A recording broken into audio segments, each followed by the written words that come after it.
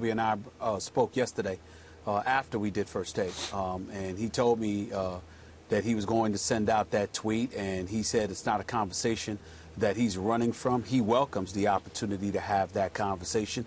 Hopefully he'll have it with us in the very near future. But what he was alluding to with that tweet is a problem that exists within the African American community, and it's been broached by this show on many occasions and continues to need to be broached, and that is this.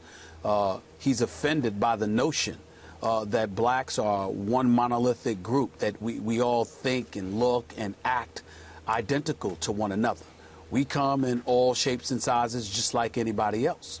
And he was pointing that out in the tweet, talking about Mandela and Dr. King, about judging individuals by the content of their character as opposed to the color of their skin, and then measuring also the character that they have and believing and understanding that it doesn't have to come in one way in order for you to get things done.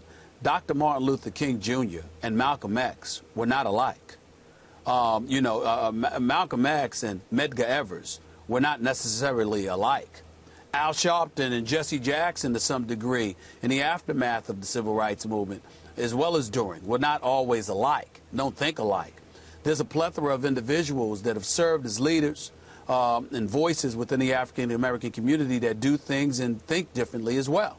And so Kobe Bryant was pointing to that. As a matter of fact, one of the quotes that Kobe Bryant said to me, Skip, yesterday, was that America isn't the only place where the hood resides.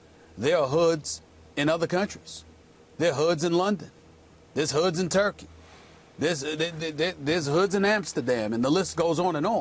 And this notion that, you because you were raised in a different environment in the early years, that you would have no clue, no understanding, nor any kind of connection whatsoever to the plight of a black individual in the United States of America is something that Kobe Bryant specifically deemed asinine. And so as a result of that, he felt the need to send out that quote, and I don't blame him, because I have profound respect for the iconic figure that is Jim Brown, what he's done in the sports world, the political conscience that is attached to him. But what he said, I deemed inappropriate. I thought it was wrong, and more importantly, I thought it highlighted something, Skip, that I told you many years ago. Many shows ago. Actually, not that many shows ago. When it comes to the African American community, you have a plethora of individuals. For example, the black population hasn't given the Republican Party more than 15% of its vote since 1964. And anybody who is deemed a black conservative, I am not one of them, I'm a registered independent, just to get that out the way, but those that I know who are black conservatives are considered pariahs and are ostracized in our communities. And it makes absolutely no sense whatsoever. But this is a problem that exists within our community. Because you are from our community, everybody believes that everybody is supposed to be identical to one another. And we can't display or exercise any kind of versatility, all right, or range in our thinking. It's a problem that we have to deal with. It's an internal problem that exists, and we're going to have to handle it, because if we don't, we're going to see more Jim Browns speaking out against more Kobe Bryants, and we're going to see more Kobe Bryants retaliating against the likes of Jim Browns. Very well said. And I thought it was very well tweeted by Kobe, to the point, Stephen A., that I don't communicate often with Kobe. In fact, I don't guess I ever have until yesterday. And I let him know after I read this tweet how much I appreciated the depth and class with which he responded. This wasn't your classic don't hit send tweet. This wasn't a knee-jerk, angry response. Kobe just asked questions. Each sentence ended with a question mark. He posed deep questions, and he ended it with "sir," because that's how much respect he has for Jim Brown. I know Jim also, and I have great respect for him. Just to get this out of the way, Jim had his problems off the field. He has his flaws, or has had his flaws.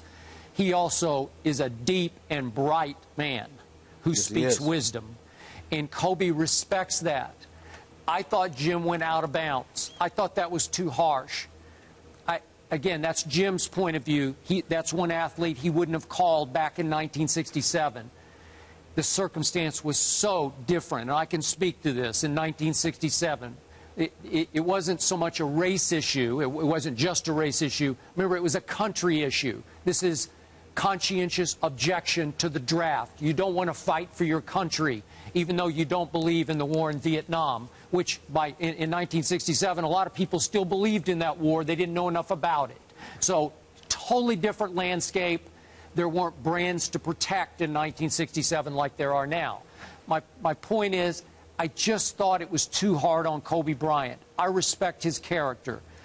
I believe he would have stood up in 1967 for Muhammad Ali, who was then Cassius Clay. I don't know that for a fact. It's a hypothetical. But Kobe handled this perfectly. He asked the deeper, bigger questions. And it was the perfect way to respond to another black leader. And I thank Kobe for that.